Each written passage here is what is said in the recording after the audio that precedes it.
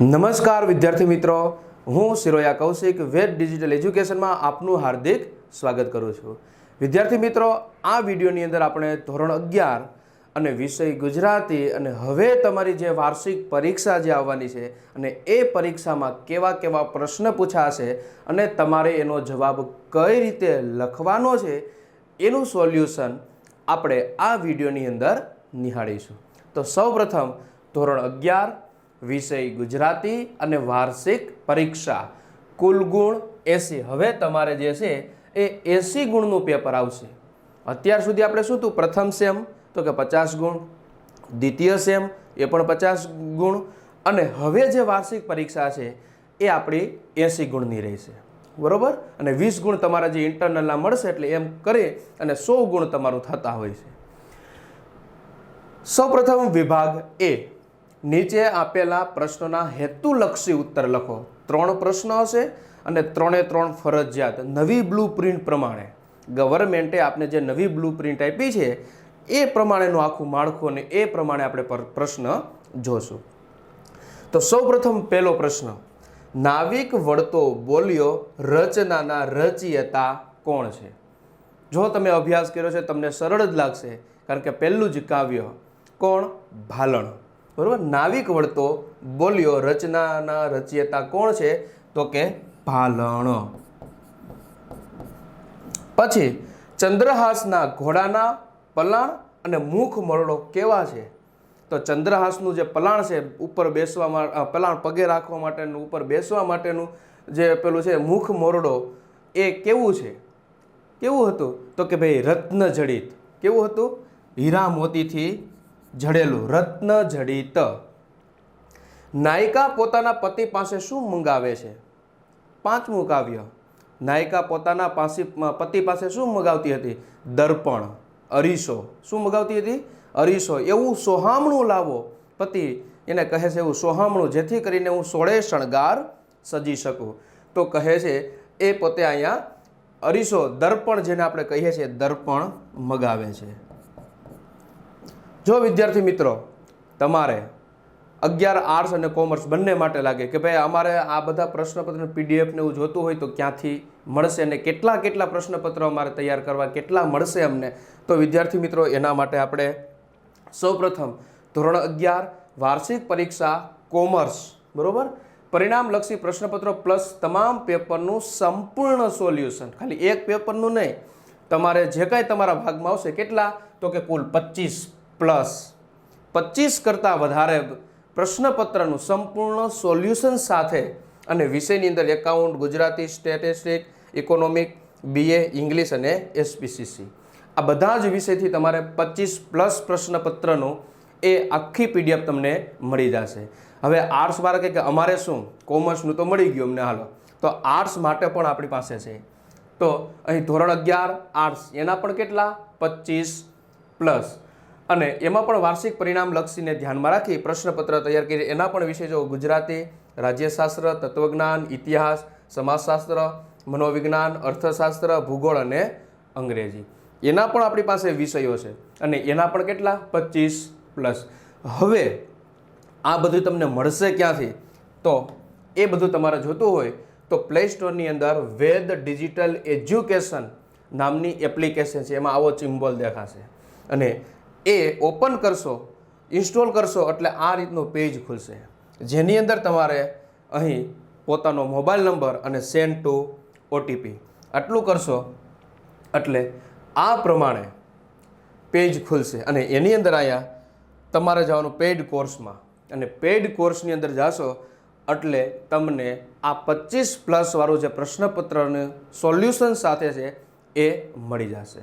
અને હજી પણ જો ઘણા વિદ્યાર્થીઓ કે અમારે વિડીયો જોવાના બાકી છે તો એના માટે 3 થી 12ના વિડીયો ઉપર ક્લિક કરશો એટલે આ પ્રમાણે ધોરણ ખુલશે. અને ધોરણ ખુલશે એટલે અહીં તમારે આપણું જે 11મું ધોરણ સિલેક્ટ કરશો એટલે એ પ્રમાણે તમારે બધા જ વિડીયો જોવા મળશે એમાં. ત્યાર પછી આગળ જોઈએ.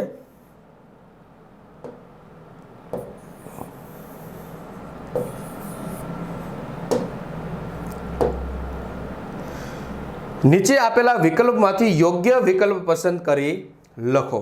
અને એમાં પેલો વનમાં ચાંદલિયો ઉગ્યો એ કયા પ્રકારનું લોકગીત છે? તો કે નાટ્ય ગીત છે, ગરબી છે, સંવાદ ગીત છે કે ગરબો છે? વનમાં ઉગ્યો ચાંદલિયો છે તો લોકગીત, પણ કયા પ્રકારનું છે? તો કે એમાં સંવાદ ગીત, કારણ કે નાયક અને નાયિકા બંને કેવું કરે છે? એકબીજા વચ્ચે સંવાદ કરી રહ્યા છે, એટલે એ સંવાદ ગીત છે. ચક્રવાકી ક્યાં છુપાઈ જાય છે? માળામાં, તરુવરની શાખાઓમાં, ગુફાઓમાં કે પર્વતની કોતરોમાં? તો કે ચક્રવાકી તરુવરની શાખાઓમાં સંતાઈ જાય છે. તરુવર એટલે ઝાડની ડાળીઓ. ઘર ગમાણે શું બણબણે છે? મચ્છરો, મધમાખીઓ, બગાઈઓ કે માખીઓ? તો ઘર ગમાણે શું બણબણ કરતી હતી? તો કે બગાઈઓ. નીચે આપેલા પ્રશ્નોને એક વાક્યમાં ઉત્તર લખો. ખડક મ્યાન કરીને સમ્રાટે હાથમાં શું ધારણ કર્યું? ખડક મ્યાન કરીને ધર્મ શું ધારણ કર્યું હતું? તો કે ધર્મની છડી.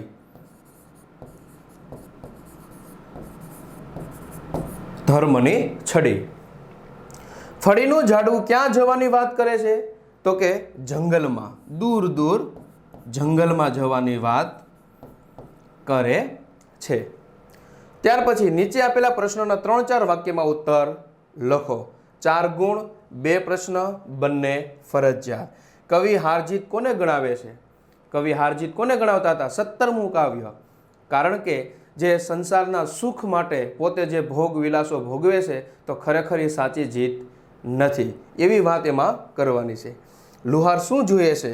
એનું હૃદય શી વ્યથા એટલે દુઃખ અનુભવે છે? તો કે લુહારે આવીને જોયું તો પેલા ઈસુ ખ્રિસ્તીને જે ક્રોસ ઉપર જડી દીધા હતા ખીલાનું, અને વિચારે છે કે જે ખીલાનું સર્જન મેં મનુષ્યના કામ માટે કર્યું હતું એને આ પ્રાણઘાતક સાબિત થયા છે, એના અનુસંધાને જવાબ લખવાનો રહેશે. ત્યાર પછી સવિસ્તર ઉત્તર. બરોબર, અહીંયા જે 3-4 વાક્યના છે એ શું આવશે? અહીંયા સવિસ્તર આવશે. આપણે સવિસ્તર. અને એક પ્રશ્ન લખવાનો રહેશે. તમને પૂછશે 2 પણ લખવાનો 1 રહેશે. ભગવાનનો ભાગ કાવ્યને આધારે જીવનની 2 અવસ્થાની તુલના કરો. તો ભગવાનનો ભાગ આપણે 21મું કાવ્ય અને એની 2 અવસ્થા, બાળપણ અને મોટા થયા પછી. તો બાળપણનો ભાગમાં શું હતું? તો કે ભાઈ કાતરા વીણતા, ચીભડા ચોરતા, ટેટા પાડતા વગેરે જે છે એનો અનુસંધાને લખવાનું. એક વધારાની ઢગલી કરી કહેતા આ ભાગ ભગવાનનો. અને મોટા થયા પછી શું કર્યું? તો કે મોટા થયા પછી આપણે ઘરના, ઘર વખરીના, ગાય ભેંસ બકરીના ભાગ પાડ્યા, પણ ભગવાનનો ભાગ જુદો કાઢ્યો નહીં. અર્થહીન, વાહિયાત. કારણ કે ભગવાન કેવા થઈ ગયા? ગૌણ થઈ ગયા છે, કારણ કે એનો ભાગ કાઢવામાં આવ્યો નથી. અને અચાનક ભગવાન પેલા પાસે આવીને કહે છે કે લાવ મારો ભાગ, અને ત્યારે એની પાસે આપવા માટે કશું રહ્યું હોતું નથી. તો એને અનુસંધાને તમારે જવાબ લખવાનો રહેશે. અથવા એ પ્રશ્ન અઘરો પડે તો એના અથવામાં સહી નથી ગઝલનો કેન્દ્રવર્તી ભાવ સ્પષ્ટ કરો. તો સહી નથી આપણું 23મું એ ગઝલ, અને એની અંદર જે વાત કરી છે કે ભાઈ પ્રાર્થનાની જે વાત કરી છે, મરવાની ઉતાવળ કરી નથી, કેવા શુકનમાં મુહૂર્ત જોઈ પર્વતે નદીને વિદાય આપીએ છે કે ફરી પાછી નદી પિતાના ઘરે આવી શકતી નથી. આના અનુસંધાને તમારે જવાબ લખવાનો રહેશે. અને હજી જો વિદ્યાર્થી મિત્રો તમારે કંઈ વિડીયો જોવાના બાકી રહી ગયા હોય, કંઈ શબ્દ સમજ ન પડી હોય, તો તમે આપણે યુટ્યુબ ચેનલ છે જે વેદ ડિજિટલ એજ્યુકેશન, એની અંદર જઈ અને આપણા સંપૂર્ણ વિડીયો સ્વાધ્યાય સોલ્યુશન સાથે આપેલા છે. તો એ તમે એક વખત નિહાળશો એટલે તમને મગજમાં ઉતરી જશે. ત્યાર પછી વિભાગ બી. નીચે આપેલ પ્રશ્નનો હેતુલક્ષી ઉત્તર લખો. બરોબર, એના 3 ગુણ અને 3 હેતુલક્ષી. ગૌરીશંકર જોશીનું ઉપનામ કયું છે? તો ગૌરીશંકર જોશીનું ઉપનામ કયું હતું? તો કે ધૂમકેતુ. કેવું આવશે અહીંયા? ધૂમકેતુ. અમૃતા ગદ્યના રચયિતા કોણ છે? તો કે કિશનસિંહ ચાવડા.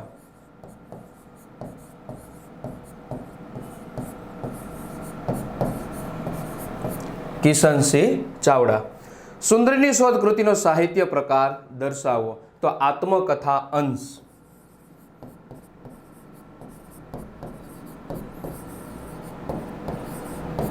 આત્મકથા અંશ.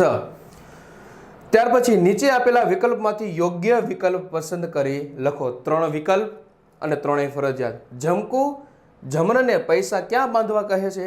તો પાઘડીના અંદરના ભાગના આટામાં, કે બંડીના ખીચામાં, ખીચાના ખીચામાં, કે પાકીટમાં. તો પાઠ 8મો અને એના અનુસંધાન આવશે પાઘડીના અંદરના ભાગના આટામાં. ત્યાર પછી પ્રશ્ન ક્રમાંક 16. શેષ નાગને કેટલી જીભ હોય છે? 5000, 500, 100 કે 1000? તો કે આપણે 10મો પાઠ જીભ વાળો જે પાઠ છે એમાંથી એમસીક્યુ લેવામાં આવ્યો છે. તો શેષ નાગને 1000 જીભની વાત તેમાં લેખકે જ્યોતિન્દ્ર દવીએ દર્શાવી છે. ગિરીશ શેનો શોખીન હતો? પટિયાનો, કપડાનો, સુશોભનનો કે વાંચનનો? તો ગિરીશ શોખીન હતો પટિયાનો. કોનો શોખીન હતો? પટિયાનો. ત્યાર પછી નીચે આપેલા પ્રશ્નોને એક વાક્યમાં ઉત્તર આપો. રમણીકલાલનો વ્યવસાય શું હતો? તો કે સાગના 2 નંબરનો પોતે ફોરેસ્ટ ઓફિસર હતા અને સાગના 2 નંબરનો પોતે વ્યવસાય કરતા હતા. અધિકારને કેવા બૂટ લેવાનો અભરખો હતો? અધિકારને કેવા બૂટ લેવાતા હતા? તો કે ચાઇનીઝ બૂટ, ચાઇનાના જે બૂટ છે એ લેવાનો અભરખો હતો. અભરખો એટલે ઈચ્છા હતી. ત્યાર પછી 3-4 વાક્યના ઉત્તર લખો. ત્યાર પછી કેકા શાસ્ત્રીનો જીવન સિદ્ધાંત અને જીવન આદર્શ શું હતો? તો કેકા શાસ્ત્રીનો જીવન સિદ્ધાંત કમ ખા ગમ ખા, ઓછું ખાવું પણ સહનશીલ બનવું. અને જીવન આદર્શ શું હતો? ઓછામાં ઓછો પરિગ્રહ અને વધુમાં વધુ વિદ્યા સંગ્રહ. એ એમનો જીવન આદર્શ હતો. કૃષ્ણની મૂર્તિ સાથી કાળી મેચ થઈ ગઈ? કારણ કે લેખક ઉતાવળમાં મેળામાં જવાનું હતું ને ફટાફટ દીવો કરી આળીઓ બંધ કરી અને નીકળી ગયા. અને જ્યારે સાંજે ઘરે આવે છે અને ત્યારે એ ભગવાનની મેષ, કાળી મેષ મૂર્તિ થઈ ગઈ હોય છે. કારણ કે દીવો પડી જતા ભગવાનના છત્ર, વાઘા બધું બળી જાય છે અને પિત્તળની જે મૂર્તિ હતી એ પણ કાળી મેષ થઈ ગઈ. ત્યાર પછી 8-10 વાક્યના પ્રશ્ન. એમાં પણ 2 પ્રશ્ન. પહેલો પ્રશ્ન, જમાના પ્રમાણે શીર્ષકની સાર્થકતા દર્શાવો. તો જમાના પ્રમાણે બિહારી અને નીલા આ બાપ દીકરી વચ્ચેનો જે પ્રેમ છે એ તમારે લખવાનો રહેશે. કે જેની અંદર બિહારી એ વિચારે છે ને સ્વપ્ન આવે છે કે મારી દીકરી જો આમનું રહેશે તો એની સાથે લગ્ન કોણ કરશે? અને પેલી નીલા વિચારે છે કે જો હું સાસરે જતી રહીશ તો મારા પિતાનું એકલું કોણ છે? આ બાપ દીકરી વચ્ચેનો સંવાદ છે એમાં.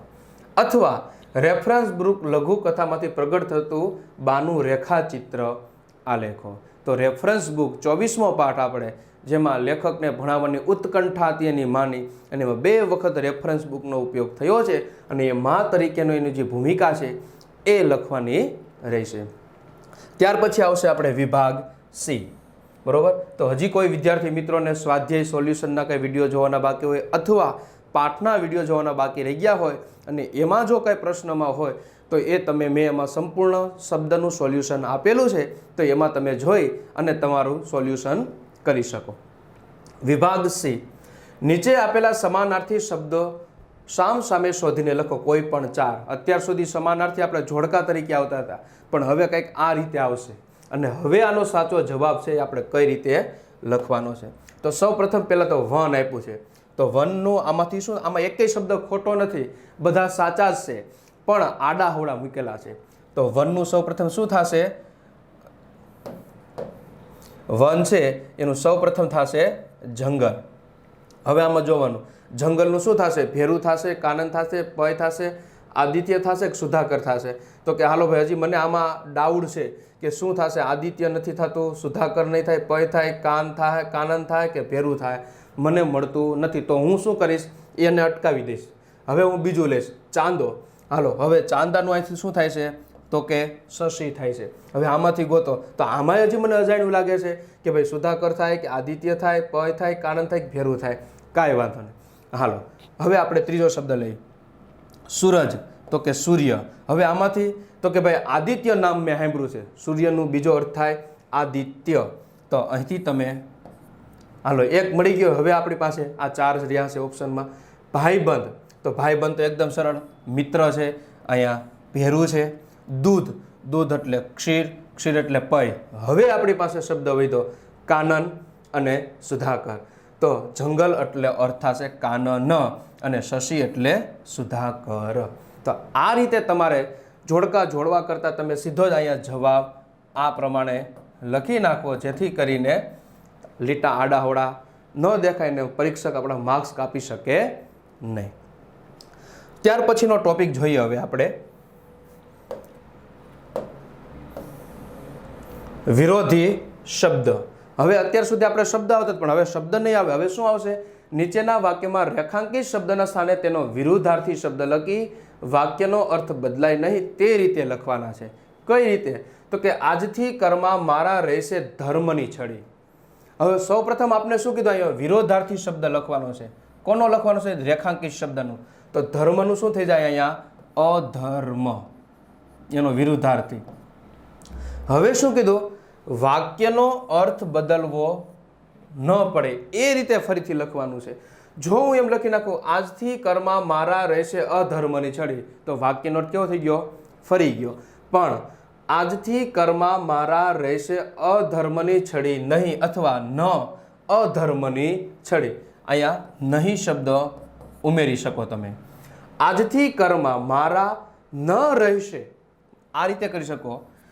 આજથી કર્મમાં મારા ન રહેશે અધર્મની છડી, તો નહીં લખવાની જરૂર નથી. એટલે ટૂંકમાં કહેવાનો અર્થ, હકાર વાક્ય હોય તો નકાર અને નકાર હોય તો હકાર, આ બેને ધ્યાનમાં રાખવાનું છે. વિષયા માટે વિષ લખાયું, તો વિષનું વિરુદ્ધાર્થી અમૃત. બરોબર. હવે વિષને સાટે, સાટે એટલે બદલે, તો વિષને સાટે અમૃત ન લખાયું. શું થઈ જશે અહીંયા? અમૃત ન લખાયું. તમારી વાત કદાચ ખોટી નહીં હોય તો ખોટીનું વિરુદ્ધાર્થી સાચી. તો તમારી વાત કદાચ સાચી હોય, આ નહીં નીકળી જશે. અલી મૂળ હોશિયાર શિકારી હતો, તો હોશિયારનું ઠોઠ. એ જ પ્રમાણે પરાજિતનું જીત. કલિંગ નગરીમાં ચૂપકીદી છવાઈ રહી. આ રીતે તમારે વિરોધાર્થી વાક્ય આવશે, શબ્દ આવશે નહીં. ત્યાર પછી શબ્દ સમૂહ. ગાયનો સમૂહ કે ટોળું, તો કે ધણ. જેમનો કોઈ શત્રુ નથી એવા અજાત શત્રુ.